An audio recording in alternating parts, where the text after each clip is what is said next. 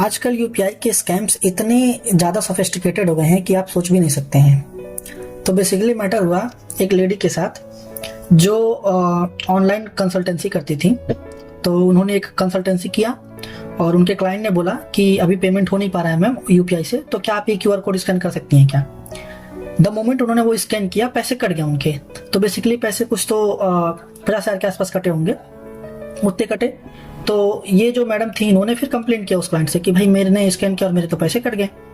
तो उन्होंने बोला मैडम टेंशन नहीं लीजिए, मैं आपको पैसे भेजता हूँ, लेकिन एक्चुअली क्या है बिजनेस अकाउंट है तो पैसे भेजने में दिक्कत होंगे। आप मुझे अपने डॉक्यूमेंट्स वगैरह दे दीजिए, केवाईसी करना पड़ेगा, केवाईसी करने के बाद हम आपको दे देंगे। और केवाईसी करने के बाद एक्चुअली पैसे आए भी, लेकिन जितना उनका फीस था नहीं उससे ज़्यादा आया, करीब 10 लाख रुपए आ गए। तो ये पैनिक होकर फिर से वो लोगों को जाके कंसर्न जाहिर किया कि आप तो 10 लाख रुपए दे दिए, मेरा तो फीस ही 50,000 रुपए था। तो सामने से आता है मैम हमने गलती से भेज दिया होगा।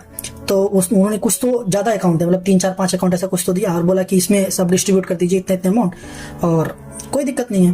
तो उन्होंने भेज दिया, इनको लगा मैटर सॉल्व हो गया है। 1 महीने बाद ऐसा होता है कि उनके पास मैसेज आता है कि your EMI is due and you have to pay it. तो पैनिक करती हैं और पैनिक करने के बाद फिर वो कोर्ट वगैरह जाती हैं लीगल एक्शंस वगैरह लेने के लिए।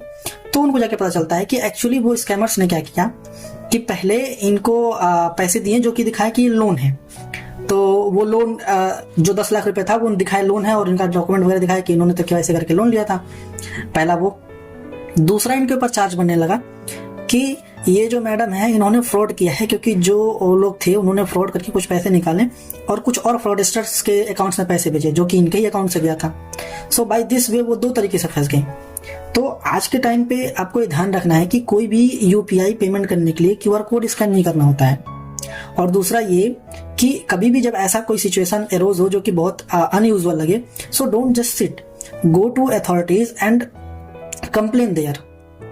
आजकल के जो क्राइम्स है इतना सोफिस्टिकेटेड हो गए हैं कि यू कांट जस्ट सिट, आपको अवेयर रहना पड़ेगा, तभी आप इससे बच सकते हैं।